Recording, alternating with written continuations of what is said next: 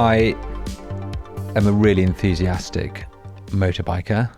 Although oddly I don't have a license, but I go on quite a few motorbike trips. I used to do them annually with my business partner, with my life partner, different people.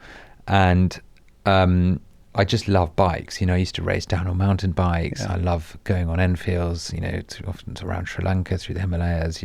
I think it gives you a level of agency that is unparalleled. You can really feel a place when you're on a bike. Well, that's precisely it. I think I love road trips as well in cars, but in a car you're sort of contained within the bubble, and you've got the heating and you've got the radio. In a bike, I think feeling is precisely the word. You can kind of feel everything around you.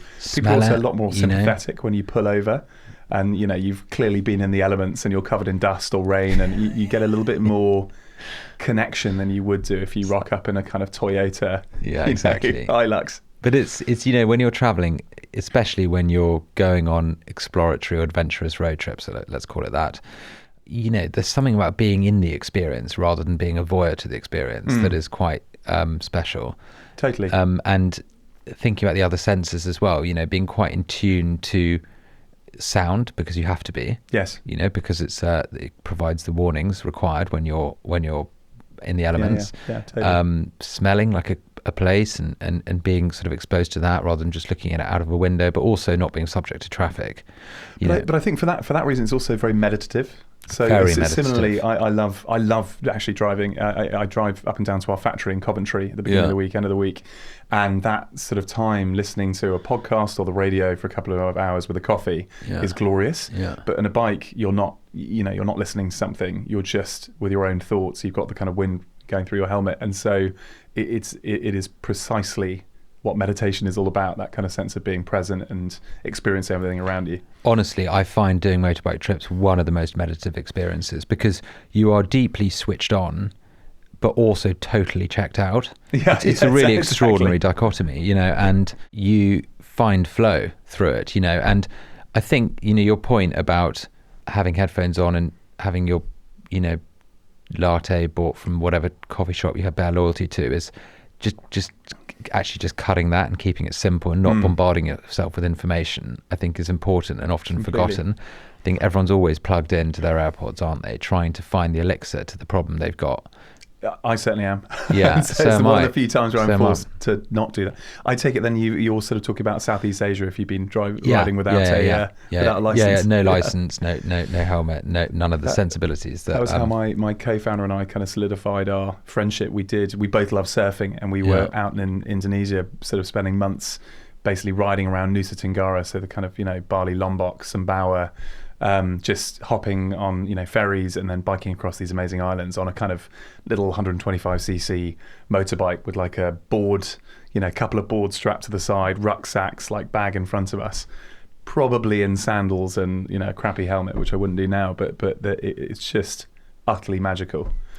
That is the origin story you want for a business like yours. That is, yeah. I wish I could say that was the sort of moment where we went, right, we're going to devote our life to motorbikes, but which it wasn't, but it definitely, sometimes I forget, particularly because my co-founder is not a biker. I'm the kind of automotive lover out of the two of us, that we did actually spend quite a lot of time on bikes together. Yeah, but that's really nice.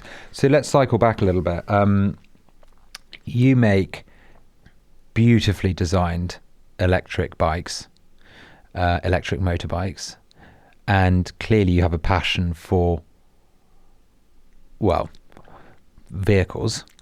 No, definitely. Where the two legs are for, and so what?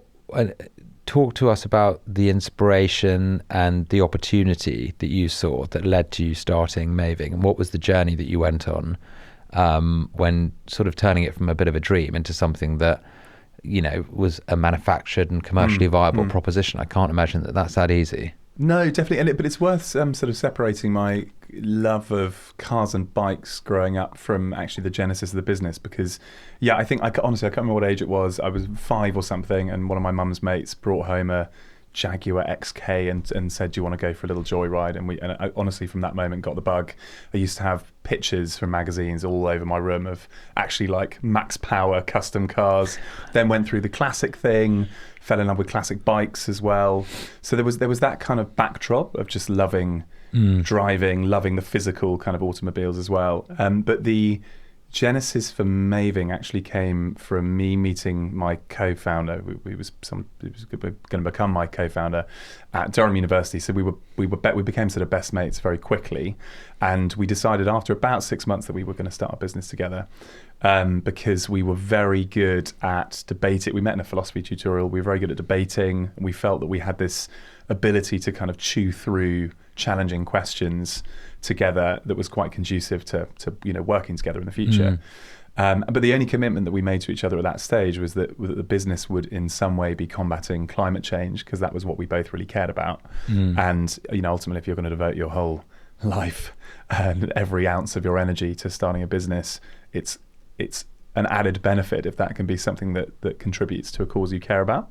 So we sort of, that was all we sort of agreed. And then we also realized that we weren't going to be able to start a business just from scratch from uni. I don't know how anyone is able to do that. It takes a huge amount of determination, skill, confidence, all that kind of stuff. And you just don't, I think it's harder to have that straight out of uni. So we sort of went our separate ways in the commercial world first. So I went into sales and marketing, he went into finance, and the agreement was always that we were going to do that for about 5 years and then kind of quit and think about what sort of business that we wanted to start, as opposed to starting it from a job. Again, because if you're working sort of 60, 80-hour weeks, how the hell can you really devote time to a business? I think you should be taught in the process of invention at university. If we talk a lot about sort of entrepreneurialism and all this type of stuff, but it's like, where do you start if you want to make something? Do you know what I mean? If you've got an idea and you want to craft something, like what are the steps, and how do you make a business, and how do you learn about maths but in the context of accounting, and how do definitely that's sort of all this stuff like this is unbelievable that you leave university with like zero skills when it comes to actually realizing an idea. If you have an idea and you want to go for it, you should at least understand enough of the basic process to be able to explore what that looks like. I think it's just...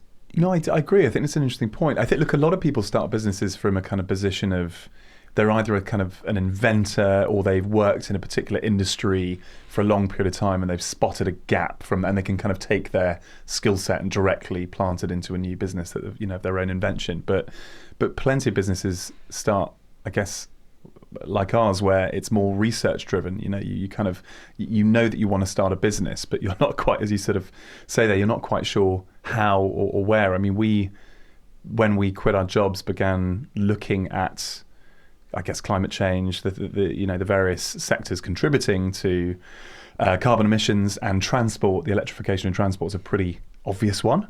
I think particularly for two people who have not a single technical bone in their body, we were never going to be solving problems like, air travel, concrete production, carbon sequestering, really big, that's going to require people who are a lot smarter than us to solve those problems. But the electrification of transport was quite tangible. And very quickly we discovered within that, it seems odd saying it now because everyone's talking about China, but back in 2017, 2018, when we were thinking about starting the business, no one was really looking at China in terms of electric adoption. People were talking about Norway. They just passed 50%, new vehicle purchases. But China had this crazy high adoption rate. It was like 80%. And it was all down to two-wheeled vehicles in urban areas. Long story short, it was because as a way of getting around the charging infrastructure challenge and the range anxiety challenge, they were just using removable batteries in their two-wheelers. Sounds like a really simple problem. The idea that you can have an EV that can take you, 80 miles, let's say, 50 miles, 80 miles, 100 miles, but have a battery that you can take out and charge as easily as a phone or a laptop was completely revolutionary to us, given that everyone was grumbling about charging infrastructure. And so that was the thing that got us interested. And it's small, but really, it's a really key thing. Being able to take the battery out of my e-bike and put it in my living room and charge it up, or wherever I end up, so convenient. It just completely changes how you think about Same with power tools, range. you know, there's all sorts of, you know, Hoovers where it makes sense. But yeah, the idea that you could do that in a slightly more sort of substantial EV was pretty crazy for us. And we spent some time out in Shanghai where people, you know, get home after a week worth of commuting and they're just taking their battery out, you know, like a rucksack or something, and they just sort of take it into their apartments or a cafe or at work.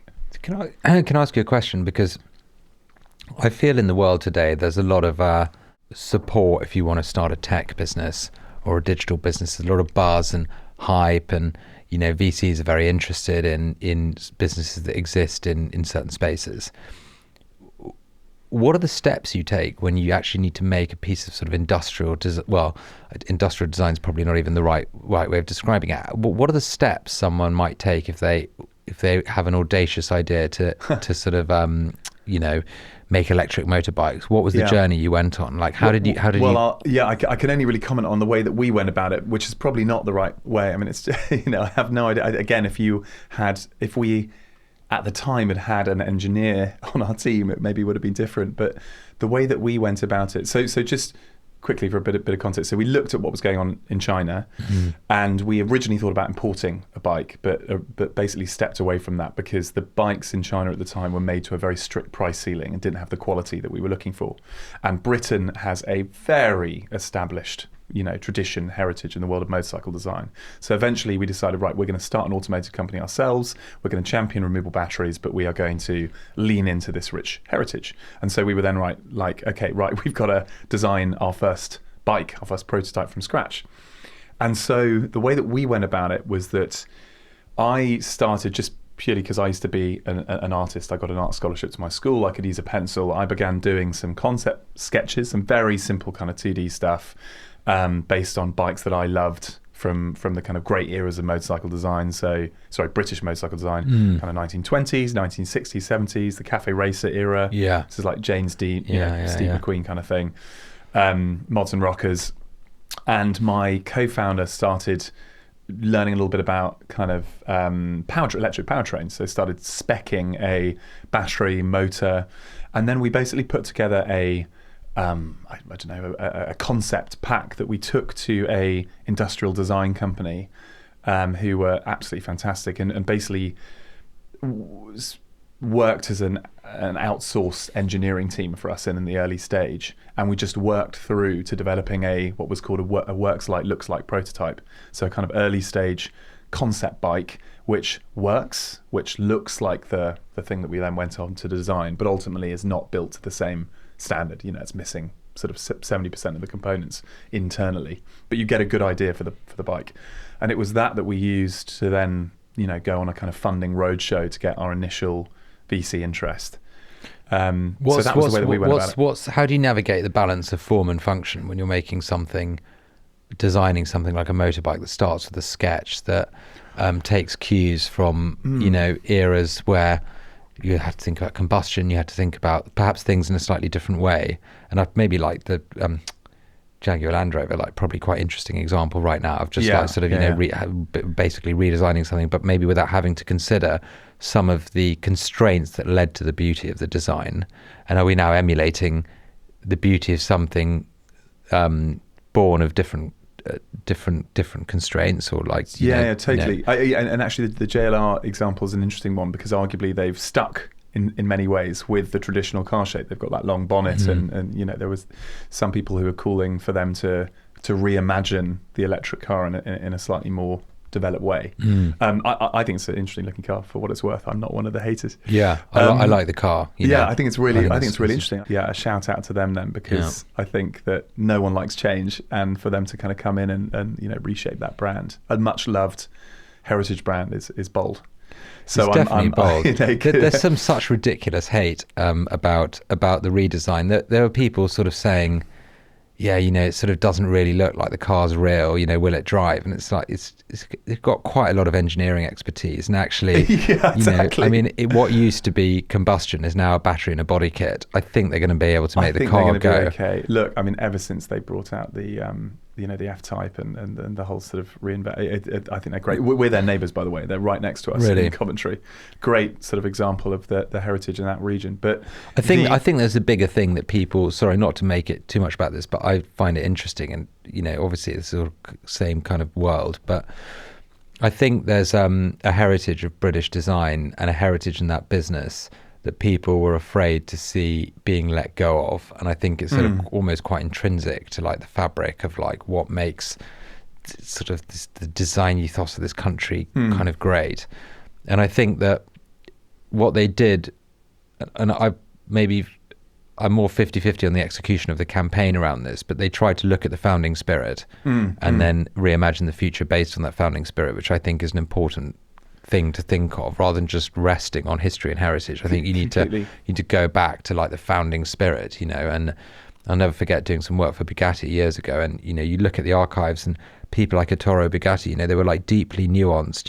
He was just all about making cars to go, not to stop, which is what he told someone when they returned their car because the brakes failed. And it's like sort of, it's just this sort of audaciousness, and when things then get adopted by the super wealthy as a status symbol, and the R&D and the audaciousness gets operationalized and turned into a business, it's very, it's hard to be as brave and confident and to retain that spirit, and I think that's the real challenge for a lot of luxury brands. They started as innovators. Yeah, totally. Yeah, no, couldn't agree more. I also, it's worth saying, kind of my comment is almost irrespective of how one feels about that new car concept, just the instant, determination to dislike a divergence from that seeming tradition, but as you say, going right back to the roots. It's just a bit of a shame. You're also making me think about how, it's one of the things that we thought about with our bikes is we want them to reference heritage cues and to have design language from these great eras of British motorcycle design. But we don't want anyone to look at our bikes and go, oh, that's just a sort of replica of a bike that we recognise from the 60s. That's kind of what I was getting at, the balance of sort of just aestheticism. Completely. Because that's how a motorbike ought to look. But obviously, the drive, like everything about it's changed. It's now battery driven. And so, what were your concept? How much variance was there in your concepts before you decided what the right path was and how it should look? Well, I would say that we did keep it pretty. If you look back at all of the kind of concept development that we did, it did retain a relatively classic form. We weren't going to completely reinvent the wheel when it came to like the structure of the frame. We were trying to go for that sort of simple elegance from these particular eras of British motorcycle design. But it's also worth saying that you're a lot more constrained on a two-wheeler than you are on a car. You've ultimately got something which has to be light.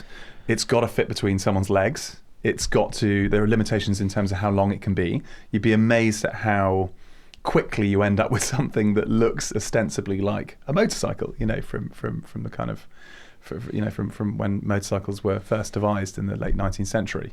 And so it wasn't too much of a struggle, how do we move away from what's gone before versus how do we retain certain cues? It all came together in a relatively sort of frictionless manner. When you were building the business, how did you think about the other aspects other than the like the point of sale, the showroom, the distribution network, it's what Tesla famously sort of did, just sort of own the whole experience end to end. Yeah.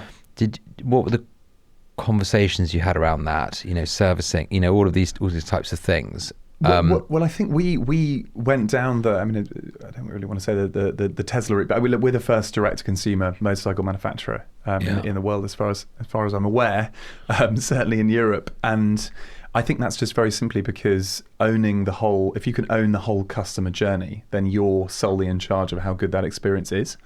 And that is, I think, both crucial from a kind of premium brand and anyone who wants to develop real brand loyalty, but also I think just if you were to start from scratch and you think about the kind of purchase journey of a car or a bike, in this day and age you would choose a direct model. People would rather have something delivered to their door and serviced at their doorstep instead of going to a random dealership in the middle of nowhere. I think that it's no surprise that the legacy model is one of dealerships and distributors, because that's, is devised in a pre-internet era. But when you can completely configure something bespoke online and have it delivered and have that connection with the manufacturer, I think that's a way better experience. And I think our customers definitely benefit from having that. Do you think link. most companies, if they could own the whole experience end to end, would do far better for it? I think they would choose to now. Yeah. I think starting from scratch. But if you have a huge legacy model, hooked on the dealership networks, basically, there's a codependence there. Yes, and also it's interesting. There's also an element of if you've been in the market for a while and your customer base is used to going to certain dealerships, then it's there's more of a reason to retain that model. But if you're creating a new product and you've got different customers, they're not shopping in the kind of legacy models. Most of our customers are not. Did you do much kind of customer insight work to validate what you were about to do, or did it feel fairly obvious? That one felt fairly obvious to us. I've got to be honest. I think we were very much asking ourselves what would be the service that we would want. And if you look online at kind of complaints around particular manufacturers, that a lot of it is about the disconnect between them having to have a relationship with a particular dealership, not with the actual Well, I meant for the bike itself as well, because are you transforming commuters into motorbikers, or are you transforming petrol heads into electric heads? Or obviously a bit of both. It's a bit of both. It's a bit of both, and I think the thing that we were surprised about was, in a way, was the traditional motorcyclists. Because they're quite enthusiastic, They are, and a lot of them are very wedded to petrol as well. We talk about philosophy and the meditative qualities of, you only have to read Zen and the Art of Motorbike Maintenance, which is a wonderful, wonderful book, isn't it? To just know that it's the joy of putting the engine on the kitchen table, I think, as it's been referred to, is where a lot of it's the journey, it's the process, it's the maintenance of the thing that gives people quite a lot of pleasure, that I think people feel a bit of a loss for when. Definitely. And it's also worth saying I am I'm an old school petrol head as well. I do love, I don't love what the combustion engine has done for the planet, but I love it from an engineering perspective and from a kind of feel and indulgence. I mean, I still have a classic bike. I still drive a petrol car because I do a lot of driving, and I do need the range. But I ride an electric motorbike in town now. Obviously one of our bikes. And what car have you got? Have you got a zany car, or? I've got a Mazda MX-5, which I would. Bore you for hours as being one of the funnest cars you can possibly drive and own, but really? I won't. There's a whole, as you probably know, there's a whole cult around MX-5s, which, I always wanted a little two-seater convertible. Okay, fine. And we'll be interested to see when Mazda makes the switch to their electric version. Yeah.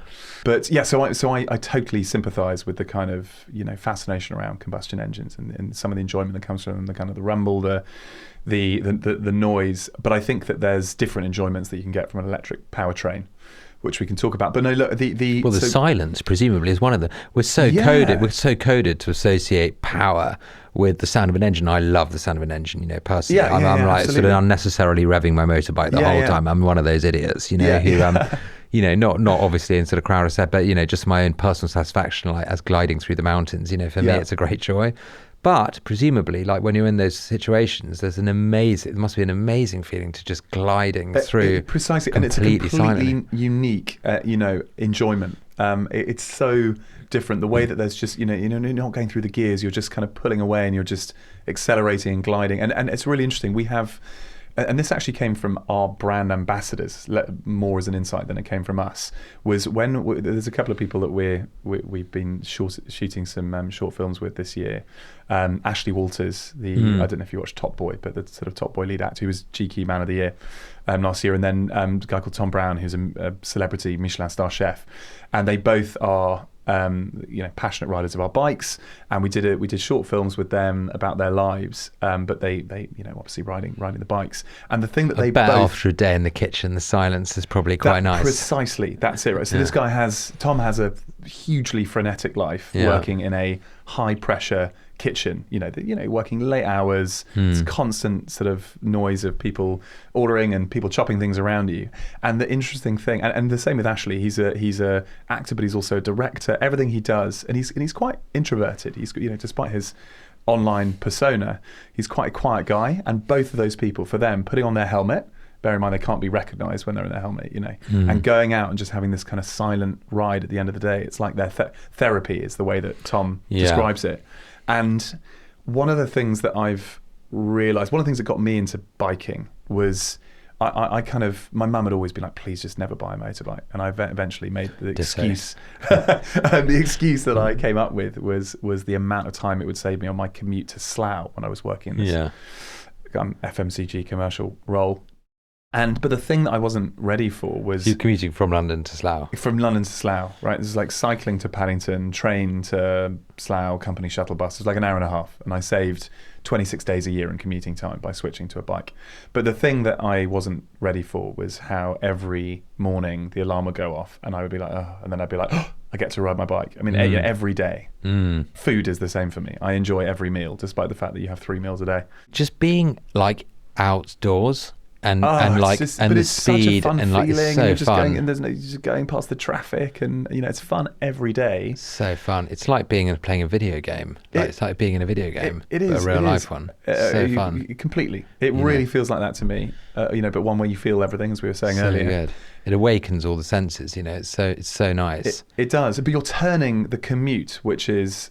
I mean, if I was to have one legacy from this whole venture, it would be about turning the most miserable time of the day, into the most joyous time of the year. I mean, as I've got older, I started really appreciating the commute. It's just time. I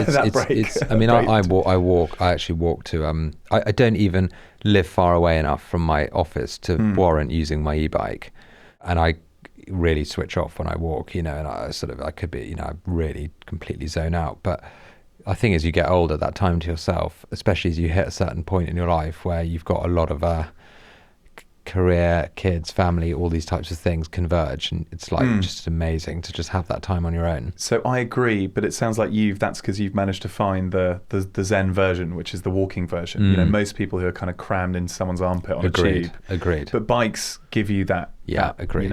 In a way that unfortunately a car doesn't, because you're just sitting in traffic, and that's got its own frustrations. So there's something about that going back to what we were talking about earlier about the kind of new enjoyment of biking. The old enjoyment for me is sitting on this kind of big rumbling engine sort of pouring through the countryside, but that sort of peaceful silence, that gliding, as you say, is a new sensation and brings its own joys. Yeah, I was going to buy a Maeving actually. Good to hear. I didn't, just for a couple of reasons. The first is that I wanted the autonomy to still be able to go on pavements, be a nuisance. You said that now on live. not get tickets. It's funny, isn't it? Like you electrify a bicycle and you're still kind of able to just pretend to be a pedestrian when you need to cross the road one moment, park on a pavement the next, and you have something that frankly is like quite similar in many respects, but that's classified as a motorbike. And they probably maybe have to reclassify these things at some point, but then you're subject to parking in the wrong place and getting a ticket, which is kind of annoying. Do you know what I mean? And then and I couldn't justify it because I felt like within a city it was quite e-bikes. I mean, if you de-restrict an e-bike, you can go. Which again, I probably shouldn't be saying this on camera, but they can go pretty quick. No, they can, and that's a whole sort of challenge in itself, because then the question becomes, when is one or the other, and we can come to that. But look, I cycled here today, because I love cycling, and I'm also trying to lose a little bit of Christmas weight still.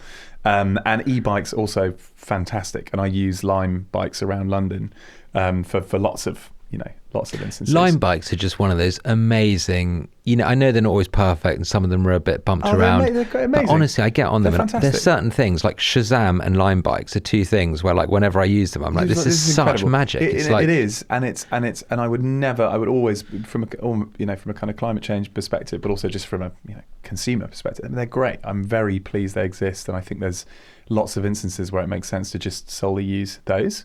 I think that but there are also some nutty, like like the world is so obsessed with things like health and safety, but then there's certain instances where it seems okay to get on a Lime bike without a helmet to cycle home after going for drinks in London, and and it's like perfectly legal. It's like, and just leave your bike on the pavement. It's like, it's so odd how we can be so regulated in certain ways, and then there's just some things just seem to be like normalized and fine. No, definitely. It's like people wore helmets like when they cycled, and people who use electrified bikes like Lime bikes just don't wear helmets. Why delivery riders don't when they're going so fast on their de-restricted e-bikes? I have no idea.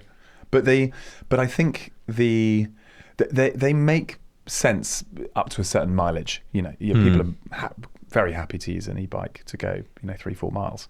I think if you're doing 7 miles plus, if you're doing 15 miles because you live on the outskirts, that's when the speed and the kind of capability of a full-powered, fully fledged motorbike becomes transformational. And I would argue as well, I mean, I use Lime bikes sort of maybe unsurprisingly to get to like the pub or something if I'm going to have a drink. I don't want to then have the responsibility of having a car or a bike to go home.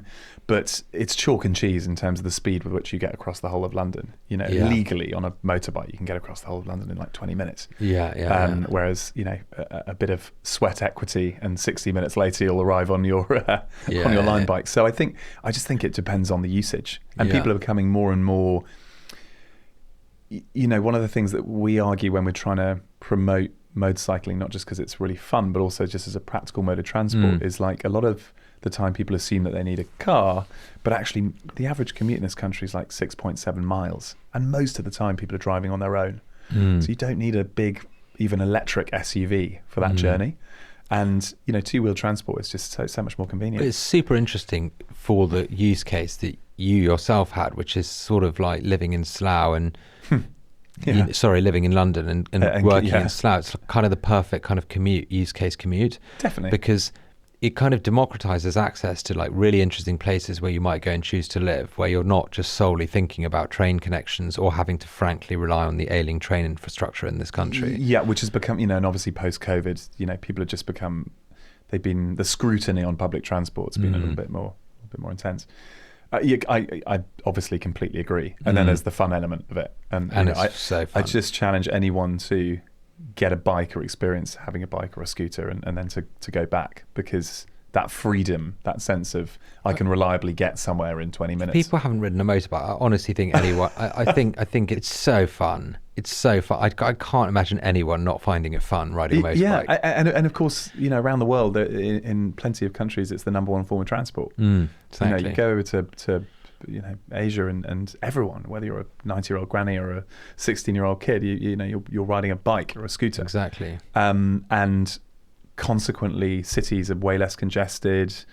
You can fit way more. You can fit sort of 20 bikes parked in the space of a big SUV. So there's all kinds of benefits. Yeah, and people have gone really wrong with that. In India, for example, I think it was Tata released a 1 lakh, which is a £1,000 very low-cost car that made cars very accessible for those who previously would have driven scooters. And of course, a car being aspirational for someone who's driven a scooter their whole life, everyone's now got millions of cars, and it's caused horrific congestion in lots of cities and towns all across India. Suddenly millions of these cars. Yeah, and completely. I think it's a bit of a shame. We're trying to unwind, go back to sort of more nimble and enjoyable forms of transport, I'd say. Yeah, completely. And of course you might need a car for the family or for the weekends or whatever, but I'm just sort of suggesting that 90% of your trips can be done in a way that is transformational and certainly more fun and fast. Why Coventry? Look, I mean, Coventry is the birthplace of British motorcycling. Yeah. So the Excelsior, I think it was the Excelsior Motor Company put out their first production bike there in 1896, something like that. And since then, it's been kind of the home of motorcycling and automotive. So we specifically went there because Triumph was just down the road, and a lot of our team, including our head of product, come from Triumph. So we have our head of product is Triumph's former head of product. And they're just the most experienced and beautiful motorcycle company. But it is a place that is dripping in heritage and kind of a little bit like Detroit. It's not a pretty place. And you would, if you're sort of just driving down any street in the the suburbs or the kind of industrial bit, you wouldn't know the magic that was behind any particular gate. But there are just the suppliers and the manufacturers that are, as I said, we're just around the corner from Jaguar Land Rover. We got Polestar, we've got Ola, the fastest growing Indian electric two-wheeler company. We've got, it's just all in this very small area. And so it was completely the obvious place for us to go. It's funny when you think about that, because it's kind of becoming rarer and rarer, isn't it, for places to have an association with industries. Yeah. And to just have that IP, that sort of IP that exists almost like within households, within families, within it's like the golden triangle for Formula One. I mean, it's just this extraordinary. But the weird thing, I think, for us is, I mean, the UK is not really renowned for much anymore. Maybe financial services, but certainly not manufacturing. A financial services industry that services other countries well. It's a bit depressing. But motorcycle design is still, But design, we should be doubling down as a country on being a centre of creative excellence and having more faith in the taste making that is so evident in so many things we've done in the past and continue to do currently, and stand against the commoditization of many industries by providing taste, style, marrying sort of like, history with like this sort of strong sense of like culture and heritage, and using it as a lens on the future. I really like that. I like the sort of the taste making analogy, because I think that's exactly what the UK continues to do with motorbikes. I mean, you've obviously got the big bike building nations like sort of Japan and actually India and China, but the people still revere British motorcycles and the design and brands like Triumph and BSA, which is now being resurrected, and Norton, they Royal Enfield, they hold a real sort of strong place in people's hearts. So yeah, it's interesting. I mean, that's why we decided to kind of lean into that and to actually start the company. What will they do? Will they all electrify? Are they electrifying? It'll take a while. They're dragging their heels, and that's completely understandable. I'll explain why. But no, I think the direction of travel is clearly to electric. But surely it's because you have to fire half your staff. Well, no. The challenge with bikes versus cars is that with a car you can energy density in batteries is about half that of fuel density, and in cars that's okay. You can have just hundreds of cells, and it doesn't matter that the car weighs 2.5 tons because it goes 0 to 60 in 4 seconds, and you don't really feel the weight. But on a bike, you're limited in terms of the weight of the vehicle and the footprint of the vehicle.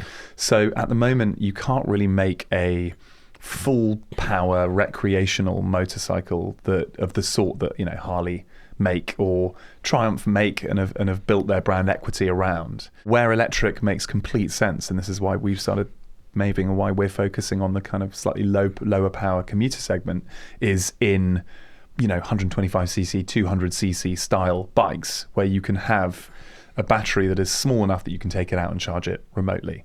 Because then you get round, then you don't have a bike that goes 100 miles and then you need to plug it in.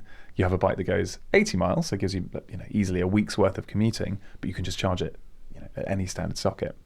So you sort of take away that barrier to electric adoption in the form of charging infrastructure. It's understanding that the companies that have, that generally make higher power recreational bikes are really struggling with the move to electric, because it's just, you can't really do it at the moment. I feel like there's a bit of an elephant in the room actually with all of these kind of like mechanical industries. Is mechanical the right way of describing it? I don't know, but you've got 1,000 parts and a lot of expertise being replaced with a battery and something that you might choose to call styling. Maybe that's a terrible, terribly undermining an undermining term. That's not how I meant it. But what does that mean for organisations who are substantial in size? Well, two things. I think that there's. So first of all, yes, you will. Anyone who is, their particular expertise is like, I don't know, crankshafts or just combustion engines. Let's call it high performance combustion engines. That is obviously something that is going to need to change, and that person's going to need to develop their career. But there's still, there's still gearboxes. There's lots of analogous parts, which would mean that someone who is an experienced engineer in one field can easily, move to an adjacent sort of area of the design and build. But I think it's a bit of a fallacy to say that electric motors are just really simple, and so that just gives you the challenge of making them bigger and better and introducing new technologies that harness their power in different ways. And so whilst there are less components on our bike versus the comparable motorcycle in the combustion world, there's all sorts of innovations that are making them, complex and kind of pushing the envelope. So I don't think it's, all those skilled engineers are going to have new jobs in a new arena. I could just imagine it being a blocker to change particularly quickly. Well, there is insofar as there's a dearth of expertise in the electric powertrain world, and particularly versus, let's say, China, who are just at the absolute, frontier of this world. Look, as a startup, as a business that 5 years ago was a startup? We founded the company in 2018. Sorry, that's longer than 7 years. 8 yeah, years. 7 years. I think it's a relatively 7-year anniversary for like a sort of OEM, effectively. That's it's very young. It's early days. How did you market yourself, and how did you just go about the other side of the equation? How did you go about building awareness? How did you go about sort of getting people to invest in a big ticket item? In something that's not an everyday spend?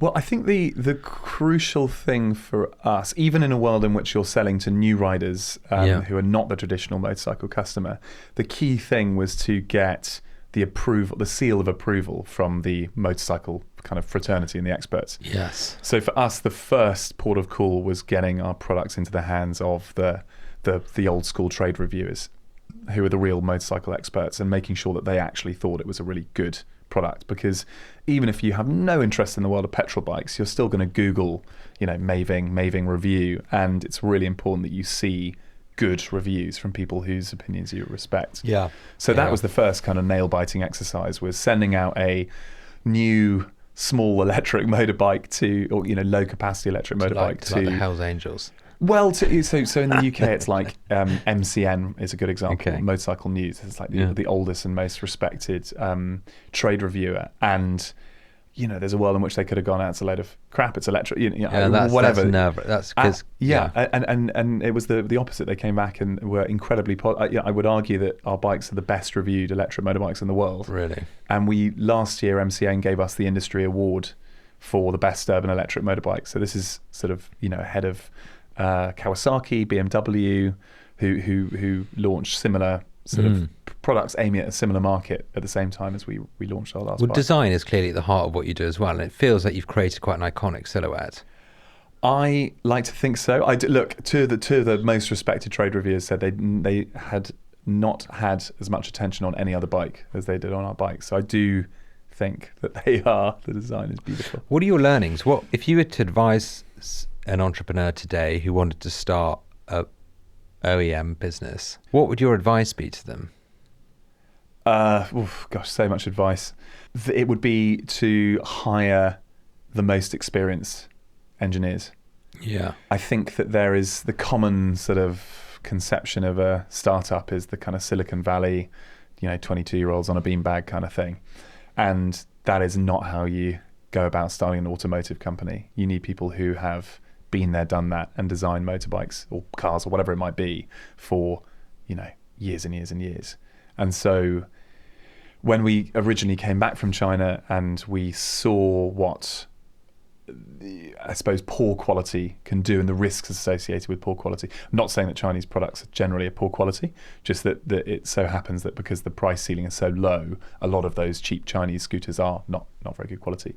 And we by contrast were like, right, no, we want to focus on quality. We want to make bikes that last. We want to make bikes that are respected, that look and feel as good.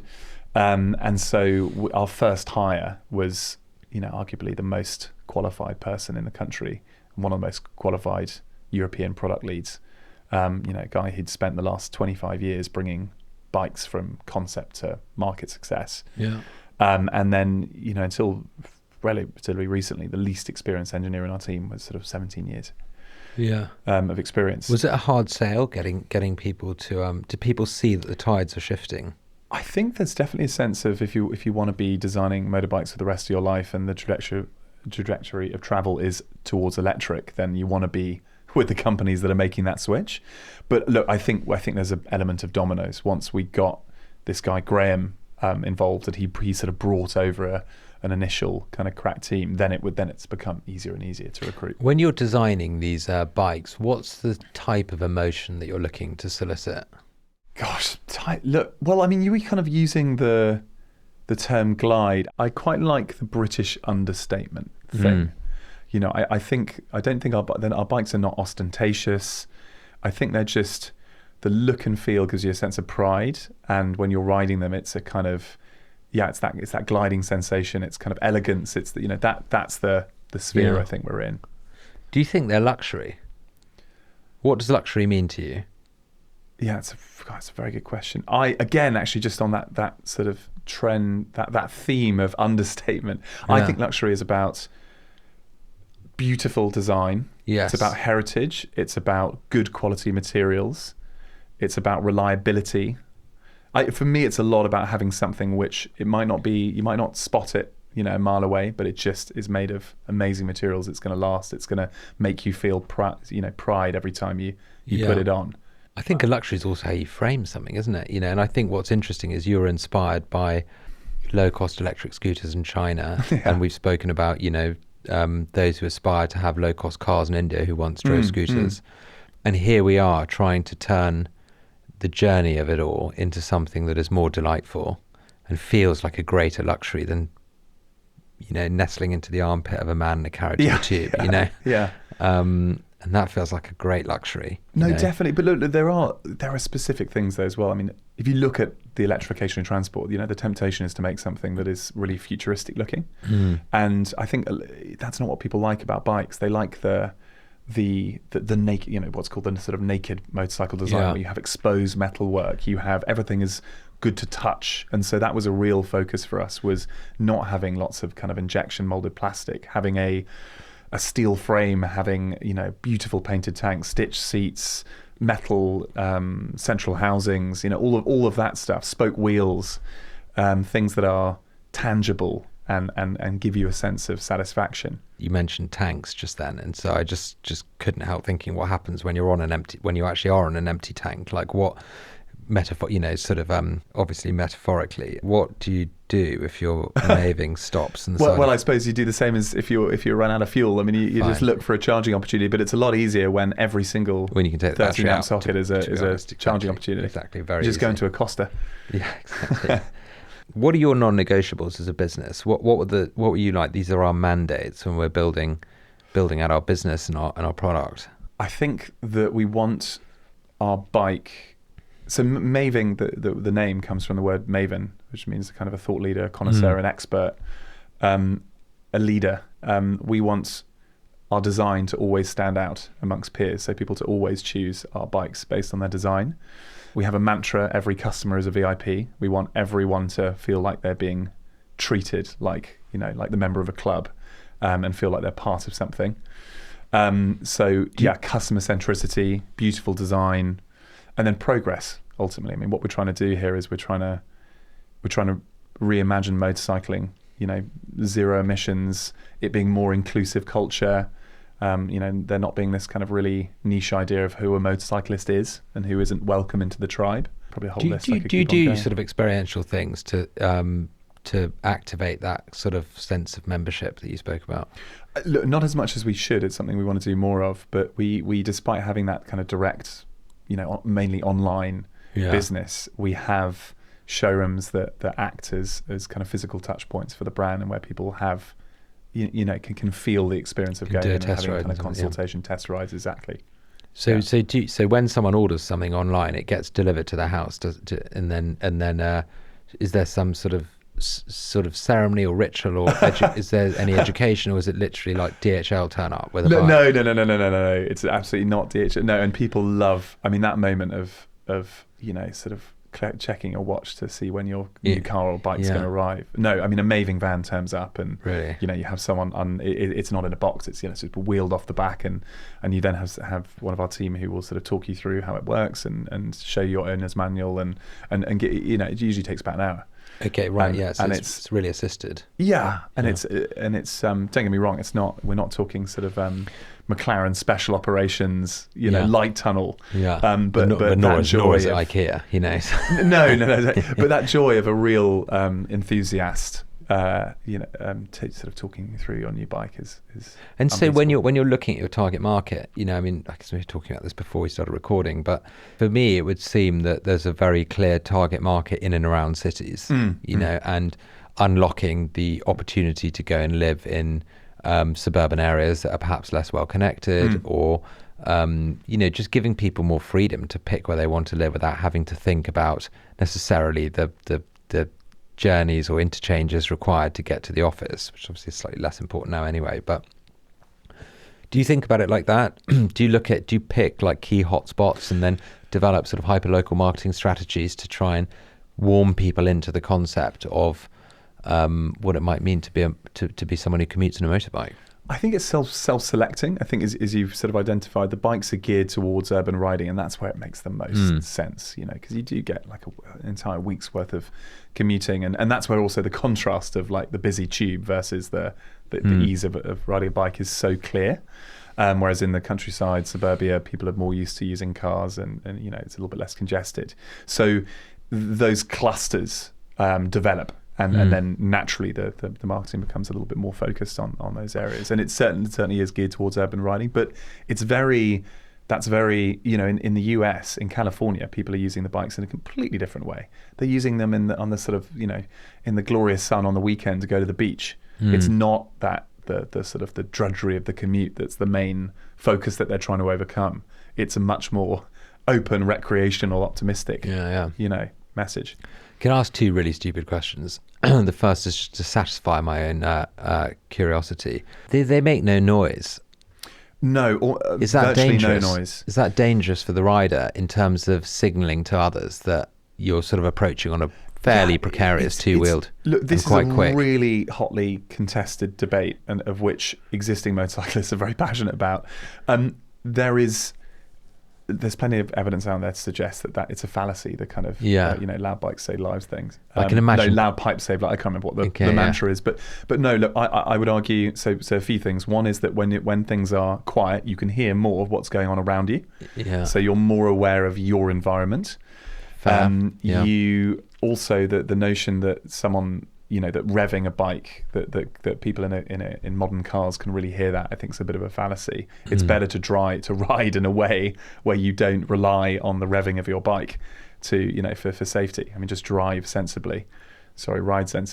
But also it's worth saying that countries that have really adopted electric, people are much more cognizant when they're crossing the road. You don't just sort of walk across the road assuming that you're going to hear a vehicle coming. And already, since the Prius hit the road, I'm sure that 10, 12 years ago, there was a bit of debate about these silent Priuses.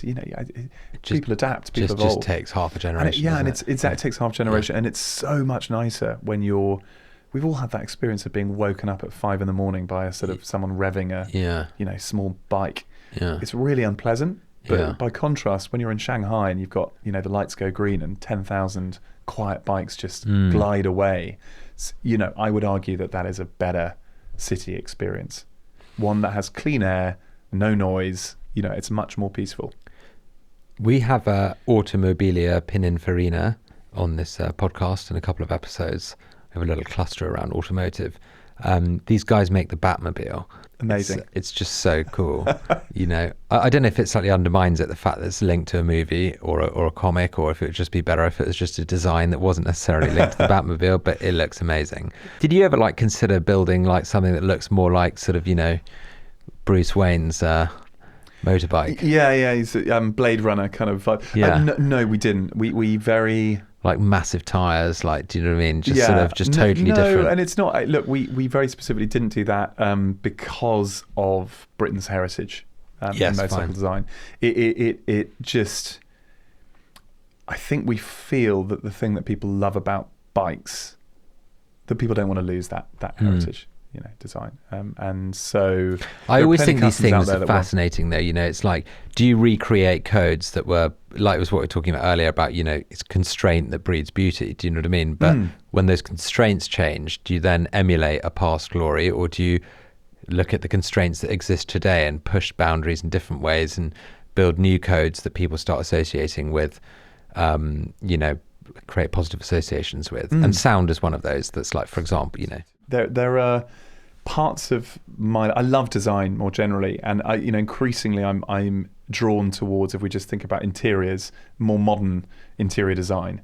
But in terms of watches, I love classic watches. I like dress watches. I just think there's arenas in which people have more of a engagement with heritage or with classic design, and arenas in which people are more interested in modern reinvention.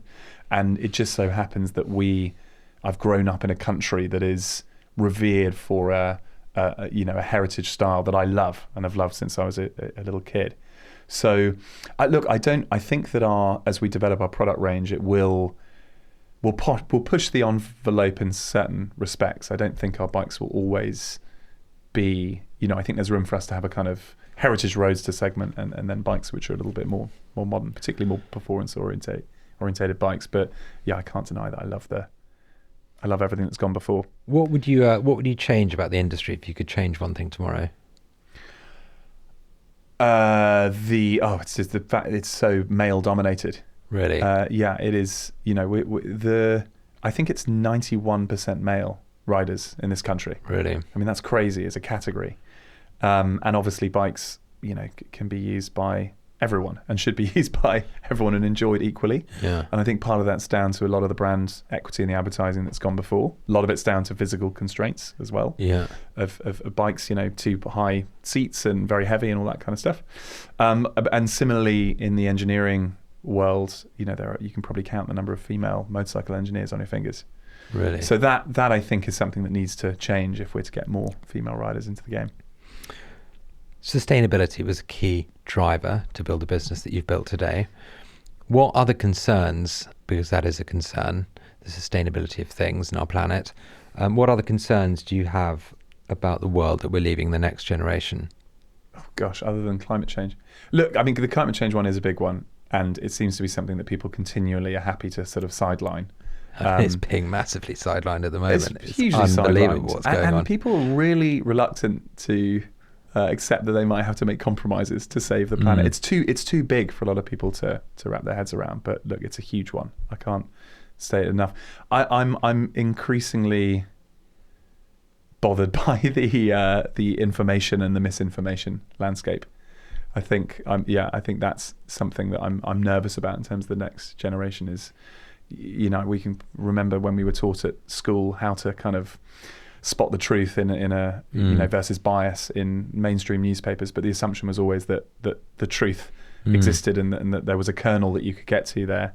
But a world in which you've got sort of fake content being produced, that's definitely nerve-wracking. I totally agree. I think that's one of the greatest issues that we're all going to face with our kids and their children, especially with deep fakes and things like this. It's just so difficult to detangle the truth and things that are synthesized. But I also think there's a bit of a case of history always being written by the winners, and there are maybe more opaque forms of there are more opaque veneers.